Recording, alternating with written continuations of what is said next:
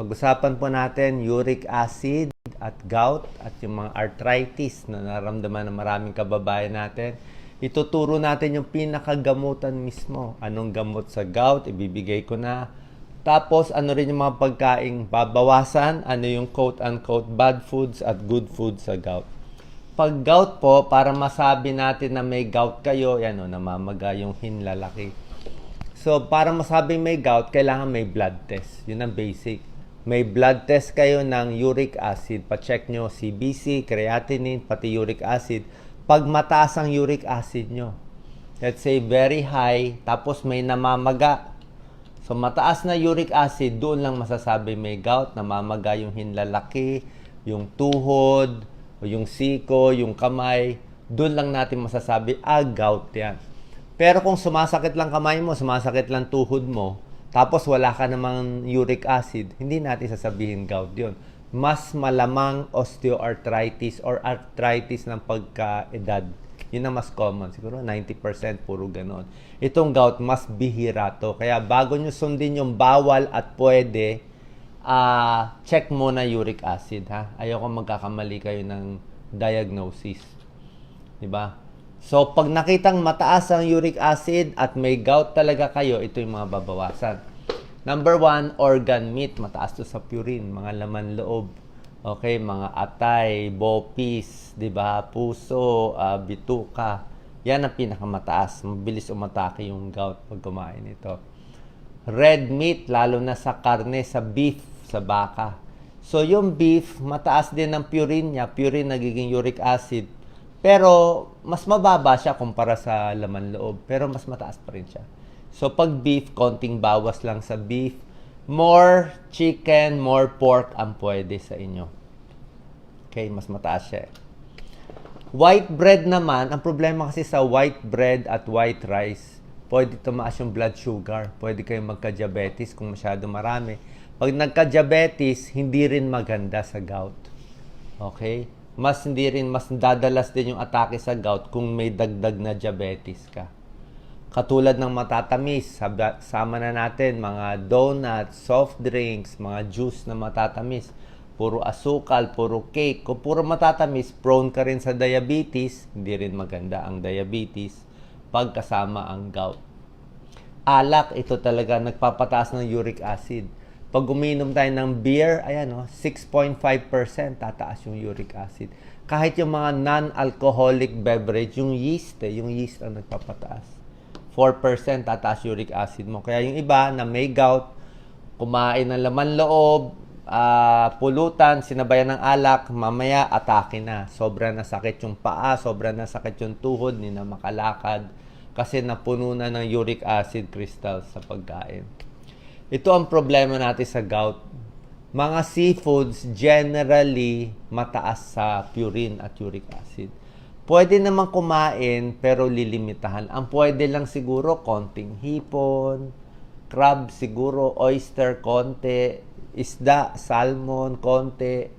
Pero yung basically konti lang. Kasi pag maraming seafoods, nakakataas din ng uric acid. So, paano gagawin natin? Kailangan natin yung seafoods, di ba? Kailangan natin yung omega-3 fatty acids, fish oil. Pwede mag-fish oil supplement. Pwede magdagdag kayo ng fish oil supplement para makakuha ng omega-3 fatty acids at konting isda na lang ang kakainin. Mas bawas. So, ito yung mga bawal na sinabi ko sa inyo. Hindi naman talaga bawal. Babawasan. Matatamis, beer, alcohol, laman loob. Diba sinabi ko sa inyo, beef, laman loob, tsaka mga seafoods. Yan ang 4 na worst foods for gout. Yung mga mabubuti naman, ituturo ko sa inyo. Actually, ito na po yung parang Bible. Nakalista na lahat to. Ito, very high. Iwas, bawas. Moderate, pwede kumain. Tamang dami. Ito, okay, kahit maraming kainin mo. So, ang mga matataas talaga, laman loob, sardines, beef, bacon, turkey, mataas alcohol. Moderate, pwede na chicken, shrimp. Ito, mga beans, munggo, beans, pwede po. Ito, moderate siya. Hindi bawal.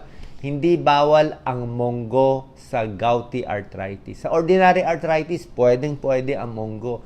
Nagsabi ng mga rheumatologist, yung mga expert natin sa rayuma, pwede ang monggo. Kasi nagbawas ka ng beef nagbawas ka ng protina sa beef steak So, kailangan palitan mo ng protina sa gulay, which is monggo. Ito, low, mga pwede kainin. Tuturo natin Pag nag-low purine diet kayo, pag sinunod mo tong diet, bababa uric acid, papayat, pwede mabawasan ng gamot. Ito yung advantage. Pag pumayat, malaking tulong sa pagbawas ng atake sa gout. Ang disadvantage lang is, syempre, konti lang makakain mo, lalo na seafoods, di ba?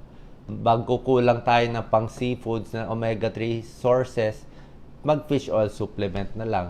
Tsaka, kahit magbawas ka dito sa pagkain, pag umatake ang gout, usually, kailangan nyo pa rin ng gamot. Ituturo ko mamaya yung pinakagamot, anong generic, anong dosis ng gamot sa gout na kailangan ninyo.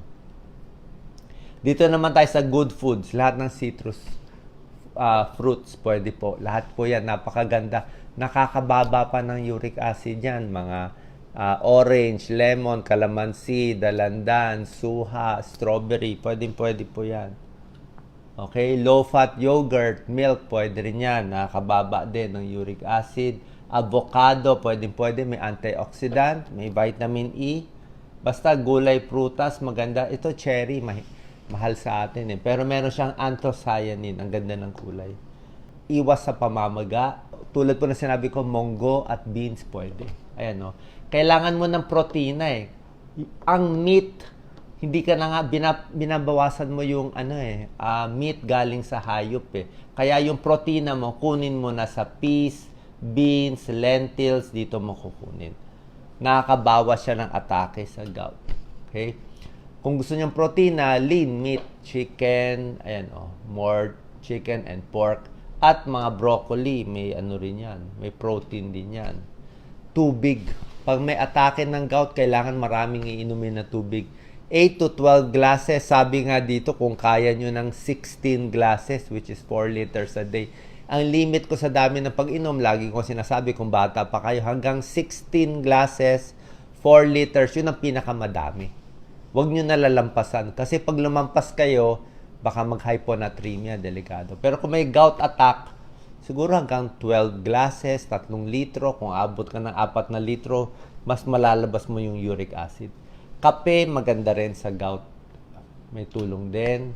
Inom ng maraming tubig para mabawasan uric acid. Para siyang crystals High fiber is okay. Wheat bread, brown rice, vegetables. Maganda rin po yan. Pampapayat. Lose weight. Basta nagpapayat tayo, less atake sa gout. Bababa din yung uric acid nyo. Okay? Yan yung mga sinasabi kong mongo beans, pwede, brown rice, at bananas, pwede rin. Ito po. Bibigay ko na yung gamutan Ito na yung pinakagamutan. Pag acute yung atake ng gout, talagang bagong atake, colchicine lang ang pwede. Pain reliever, konti, pero colchicine, siguro 1 tablet 3 times a day, hanggang 4 to 5 times a day, hanggang humupa yung atake. Pag hindi na siya umaatake, tapos mataas yung uric acid nyo, pwede na mag-maintain ng 2 gamot. Choose one. Allopurinol, ito yung lumang gamot. 100 mg once a day hanggang 300 mg once a day. Binibigay ito, nakakababa ng uric acid, nakakabawas ng atake sa gout. Okay ito sa 99% ng tao, kaya lang, ulitin ko, kaya lang, mura din siya, good din, kaya lang, may a few, siguro 1%, pwedeng magkaroon ng side effect. Sa konting tao, meron siyang serious side effect na magra-rashes, yung Steven Johnson. Pangit yun. Pag na-tsambahan doon, hindi maganda. Kaya nga, kanino mo bibigay ito? Bibigay mo yan doon talaga sa may gout. Sa talagang mataas yung uric acid, talagang namamaga na yung kamay niya, talagang naglalabas na yung mga bukol-bukol sa gout niya, kailangan na siya ma-maintain, pwede allopurinol, tsaka mura siya. Okay? Pag wala naman siyang side effect, okay naman siya ituloy-tuloy. Ngayon, kung takot tayo sa side effect, mabuti may bagong gamot, Febuxostat, Attenurex, ang brand name, Febuxostat, 40 milligrams or 80 milligrams once a day. Ito mas walang side effect siya. Mahal lang. Mas mahal lang siya. So, pwede ito i-maintain. Kaya lang, pag-maintain ito matagal. Ilang taon. Tapos, babantayan ang kidneys, creatinine, may blood test ka pa. May blood test ka pa ng liver enzymes. Babantayan yung liver mo, babantayan ng kidneys mo habang uminom ng allopurinol. Siguro, every 6 months, sinecheck. Tapos, depende sa taas ng uric acid, tinataas yung dosis. Okay? Kung di pa rin makontrol. Tapos, pag hindi nga makontrol, sabayan nyo ng pagkain. So, doble ang gamutan. May tableta ka na, ingatan mo pa yung pagkain mo, mas hindi aatake yung gout. Yun ang gusto natin. Okay? Sana po nakatulong ang video natin para hindi umatake ang gout. God bless po.